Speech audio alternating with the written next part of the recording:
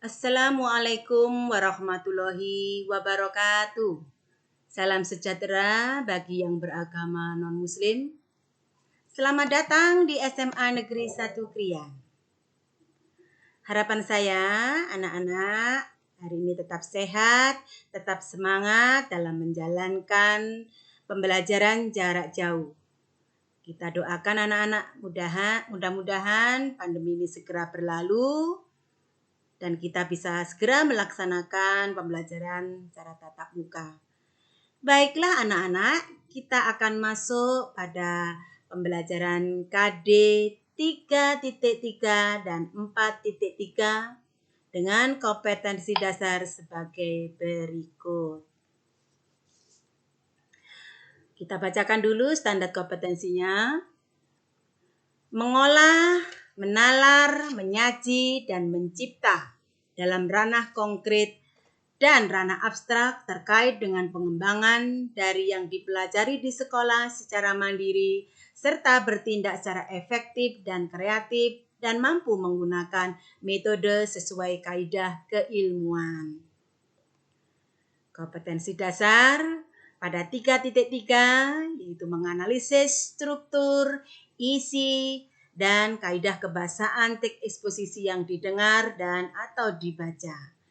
4.3 mengembangkan isi, permasalahan, argumen, pengetahuan, dan rekomendasi teks eksposisi secara lisan dan tertulis.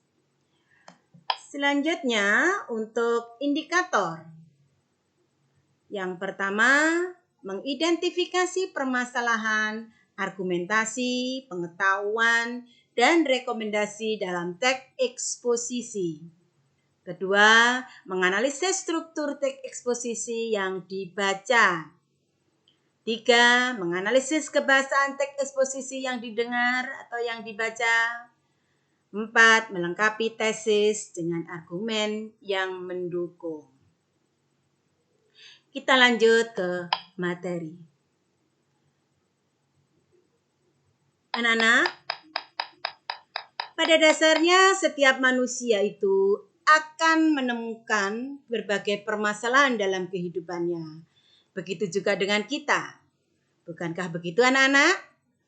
Dalam menyikapi persoalan ini, setiap orang berhak untuk mengemukakan pendapatnya guna menanggapi atau bahkan memberikan saran, kritik, maupun rekomendasi atas permasalahan yang ada.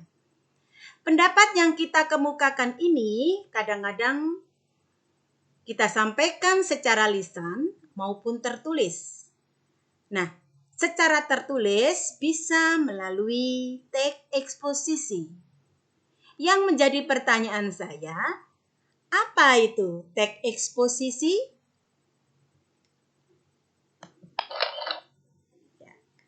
Teks eksposisi sesuai dengan kata eksposisi, yaitu pemaparan. Teks yang bertujuan memaparkan pengetahuan atau informasi kepada pembaca, sehingga pembaca mendapatkan wawasan, mendapatkan pengetahuan yang tadinya tidak tahu menjadi tahu, yang tadinya belum jelas menjadi jelas.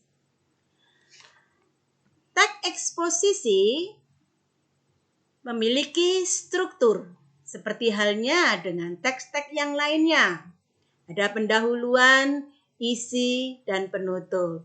Namun, struktur ini memiliki karakter yang berbeda dari teks yang lainnya. Strukturnya ada 3 bagian. Yang pertama, berupa pernyataan pendapat atau tesis. Itu ada di bagian pendahuluan. Kemudian di bagian isi berupa argumentasi. Kemudian di bagian akhir atau penutup berupa penegasan ulang.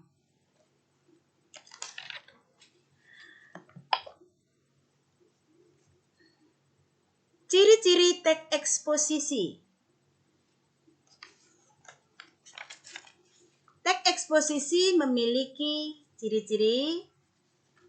Yang pertama, disampaikan secara singkat dan padat, memiliki gaya informasi mengajak, jadi gaya bahasanya berupa informasi mengajak, disampaikan dengan bahasa yang lugas dan berbahasa baku, berisi informasi-informasi pengetahuan.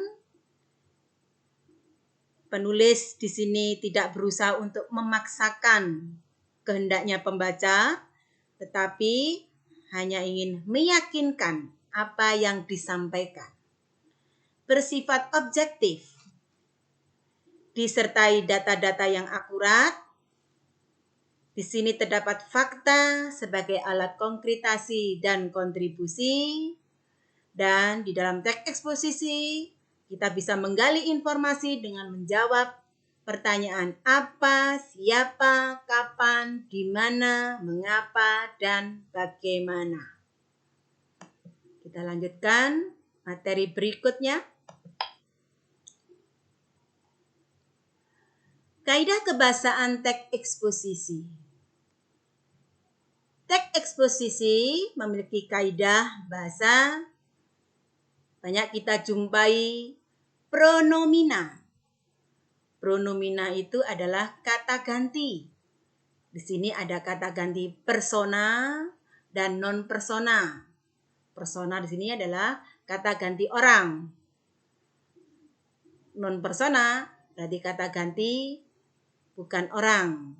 Ya. Seperti kata ganti kami, kita, Anda, seperti itu ya. Yang non personanya ini, itu, tersebut. Karena si penulis di sini menyampaikan pendapatnya. Biasanya ada unsur kata ganti orang ketiga. Berikutnya adalah konjungsi. Nah, banyak kita jumpai di sana ada konjungsi antar kalimat, antar paragraf ya. Konjungsi ini fungsinya sebagai kata penghubung antara kalimat satu dengan kalimat berikutnya agar apa yang disampaikan ini saling berkesinambungan. Jadi konjungsi fungsinya untuk menghubungkan antara pendapat satu atau gagasan satu dengan gagasan berikutnya. Kita jumpai beberapa kata leksikal. Ya, kata leksikal di sini ada yang kategori nomina, verba, adjektiva, dan adverbial. Kalimat juga begitu, kita jumpai jenis kalimat aktif, kalimat pasif. Kalimat aktif adalah kalimat yang subjeknya melakukan suatu kegiatan atau pekerjaan, biasanya ditandai dengan adanya verba berimbuhan me, ber, meberkan, dan sebagainya. Sedangkan kalimat pasif ditandai dengan verba berimbuhan di, ter, kean, dan pasif persona. Kita lanjutkan materi berikutnya, yaitu tentang pola pengembangan teks eksposisi. Pola pengembangan teks eksposisi ini kita sebutkan 5 saja ya. Di sini ada pola definisi, klasifikasi, proses, ilustrasi, dan perbandingan. Pola definisi. Pola definisi itu dikembangkan dengan menjelaskan suatu konsep atau kata, sehingga pembaca mendapatkan penjelasan atau pengertian dari kata atau istilah yang diinfokan sehingga menjadi jelas. Kemudian pola pengembangan klasifikasi. Pola pengembangan klasifikasi ini merupakan metode yang bersifat alamiah untuk menampilkan pengelompokan sesuai dengan pengalaman manusia. Contohnya di sini ya, berdasarkan posisi sumber banjir yang digenanginya, banjir itu dibedakan menjadi dua macam, yaitu banjir bandang dan banjir lokal. Nah, kemudian untuk menerangkan atau menjelaskan tentang banjir bandang dan banjir lokal, biasanya dikembangkan oleh seorang penulis dengan menggunakan pola definisi. Banjir bandang merupakan bla bla bla bla, banjir lokal merupakan bla bla bla bla, dan seterusnya. Yang ketiga yaitu pola proses. Pola proses ini biasanya menjawab pertanyaan bagaimana peristiwa itu terjadi, bagaimana sesuatu itu terjadi. Nah, pola ini adalah mengurutkan aktivitas atau perbuatan. Misalnya, bagaimana proses terjadinya pembentukan gunung berapi. Nah, itu nanti akan dijelaskan tentang urutan-urutan pembentukan gunung berapi. Selanjutnya adalah pola ilustrasi. Pola ilustrasi ini adalah metode untuk memberikan gambaran atau ilustrasi yang konkret sehingga suatu prinsip tadi yang sifatnya umum menjadi jelas. Berikutnya tentang pola perbandingan atau pertentangan. Di sini pola ini dengan membandingkan dua benda yang berbeda untuk ditemukan suatu persamaan atau perbedaannya. Nah, ini contoh dari pola definisi. Nah, ini ya. SMA 2 unggulan BPPT Jombang adalah sekolah menengah atas yang bagaimana. Dan bisa dilanjutkan sendiri. Kemudian yang pola klasifikasi seperti tadi ya. Ini ada contoh yang kedua. Jenis-jenis karya sastra sangat bervariasi. Jenis-jenis tersebut dibedakan melalui karakteristik masing-masing karya. Karya sastra prosa merupakan bla bla bla bla. Karya sastra puisi dijelaskan apa? Karya sastra drama dijelaskan apa? Di situ. Jadi di sini ada klasifikasi 3 jenis sastra, yaitu sastra prosa, sastra puisi, dan sastra drama. Kemudian pola proses, ya, yang tadi mengurutkan proses terjadinya sesuatu. Contohnya, untuk mengikuti OSN, siswa harus melalui beberapa seleksi. Seleksi awal dilakukan dengan bagaimana? Selanjutnya, seleksi yang kedua, dan seterusnya. Kemudian untuk pola ilustrasi, ya, jadi diilustrasikan manusia belajar bagaikan bunga yang disirami air. Nah, seperti itu ya. Kemudian untuk perbandingan, wortel mengandung vitamin A. Begitu juga dengan tomat. Namun peminatnya tidak sebanyak buah tomat. Nah, itu nanti diberi penjelasan. Lanjut anak-anak. Ini ada tambahan perbedaan fakta dan opini. Nah, ini fakta berisi kebenaran, tapi kebenarannya bersifat umum, sedangkan opini kebenarannya bersifat subjektif. Di dalam fakta atau kalimat fakta adanya bukti, data, sedangkan kalimat opini biasanya tidak didukung oleh bukti atau data yang kuat.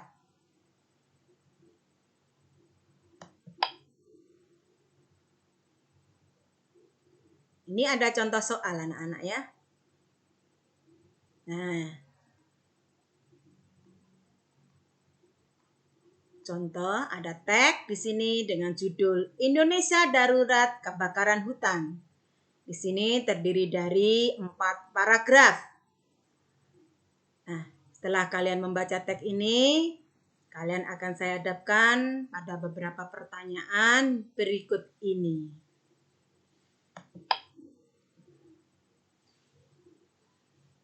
Pertanyaan yang pertama.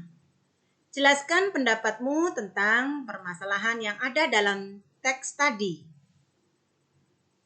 2. Jelaskan kelengkapan struktur pada teks yang kita simak tadi.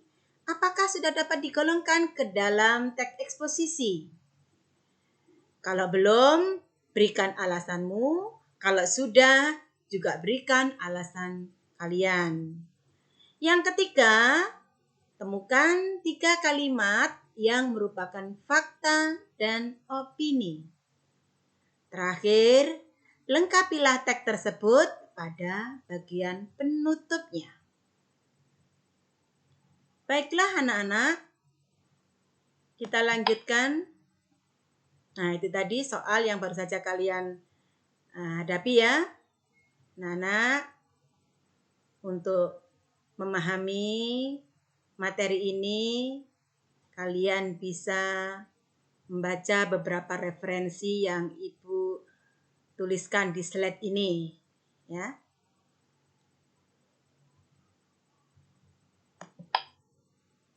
Terakhir, sebelum saya tutup, saya kenalkan profil saya. Saya adalah guru bahasa Indonesia di SMA 1 Krian dengan nama lengkap saya Dwi Haryanti. Demikian anak-anak yang bisa saya sampaikan pada pembelajaran hari ini. Mudah-mudahan pembelajaran hari ini bermanfaat buat kita semua. Saya akhiri. Wassalamualaikum warahmatullahi wabarakatuh. Terima kasih.